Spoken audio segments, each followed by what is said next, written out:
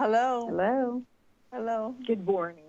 Good morning. Oh, good afternoon. I'm Good sorry. Good morning. Good afternoon. afternoon. Yes. Doctor, why is pancreatic cancer one of the deadliest and most difficult to diagnose? Pancreatic cancer is one of those diseases that, because of the not noticeable signs and symptoms in those early stages, results in a later stage diagnosis. On top of that, the signs and symptoms are typically not unsimilar to other health-related issues and diagnoses. So complicates the diagnosis and results in those later stage diagnoses for patients. And typically this means for those later stages that the cancer has metastasized, so it is spread to other organs beyond the pancreas, which leads to this being the third most deadly cancer in the United States, with a 5-year survival rate for those late-stage diagnoses that drops to just 3%.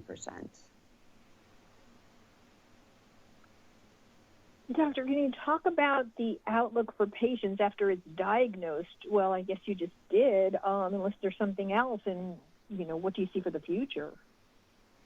I think the key, and once patients are diagnosed, is, in addition to what I mentioned about working with the doctor, is to really bring the patient and their caregivers into the decision-making process early on, so that together they work as a team to take care and then make sure that they are tailoring the right treatment for the patient. But the focus is once diagnosed, really to prolong life, of course, for the patients. But in addition to that, is to focus on trying to help them feel better.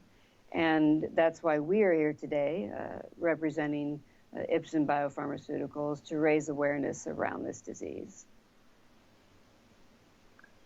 Margarita, what advice can you share on supporting someone newly diagnosed with pancreatic cancer from the perspective of being both a patient and a nurse? Yeah, well, when I first heard that I was diagnosed with pancreatic cancer, it was so devastating for me. I first experienced bloating and other stomach issues, and it didn't occur in my mind that could be cancer. My skin started to become yellow, and my friends urged me to seek a doctor. Series after series of tests, I was diagnosed with pancreatic cancer. It was a very scary and devastating news in my life, whether to tell my family. For those who are, because I don't want to scare them, for those who are experiencing the same symptoms, know that you are not alone. So it is very important to tell your family for their support. I'm just amazing. I'm just fortunate to have my faith and an amazing set of doctors, my family, and support from my family, friends, and the community. So for those who have cancer, diagnosed with cancer, pancreatic cancer, I urge you to seek medical expert right away, first symptoms, no matter how simple it is, because early detection is the best way. Doctor, what's most important for the audience to remember about a diagnosis of pancreatic cancer, especially if it's advanced? Yes, and Marguerite is absolutely correct, and thanks so much for sharing your story, because I can't emphasize enough